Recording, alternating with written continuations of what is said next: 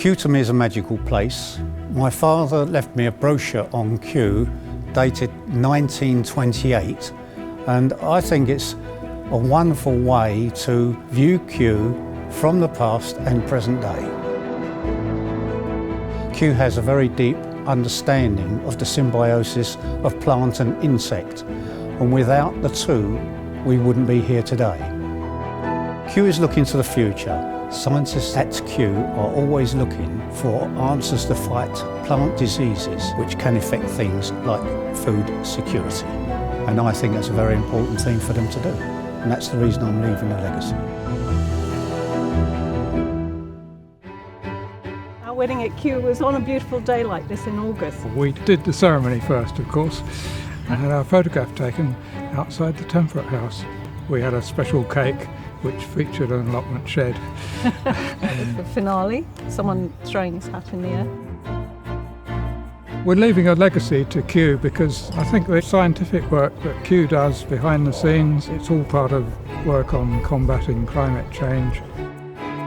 I think it's quite important because we ourselves don't have children, and I want to leave something to those future generations. And I think Kew's work is just so important. People will appreciate it for years and years.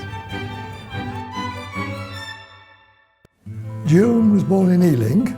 She came to Kew first when she was 15 months old. I have a photograph to prove it. She went to University College London as a technician. We met there, got married, and went off to Nigeria. June's main job as a technician was making microscope slides, and June used to collect the specimens for that. Kew has got a terrific collection of old trees. Every tree creates inside itself a memory of past seasons, past years. But there is a parallel there between the memory in the tree and the memory in the brain. But when you start to get dementia, in June's case, she lost that completely. We both felt that the most important Millennium project in the UK was the Millennium Seed Bank, which is part of Kew, which is storing seeds for the future. And this is a memory there because we don't know what's going to happen with climate change and how plants are going to survive on that. If they do disappear from the wild, it can be reinstated from that memory bank in Kew. And that's why June wanted to leave her main legacy to Kew. We hope that the memory could continue in the work being done at Kew. We're in the Marianne North Gallery. This is an amazing hidden resource that a lot of people don't know about. Marianne North chose to give her work 832 paintings, all in this one building. And what's more, she paid for the building to go up. It's all an amazing legacy. All these paintings, hung like postage stamps, just are incredible. And she not only painted the plant, but each species is put in its setting. That's what makes them unusual. But for me personally, I just feel full of admiration and inspired. Kew is not just a pretty garden. It is in fact a scientific institution. But Kew still today sends scientists into the field in search of new seeds, new species.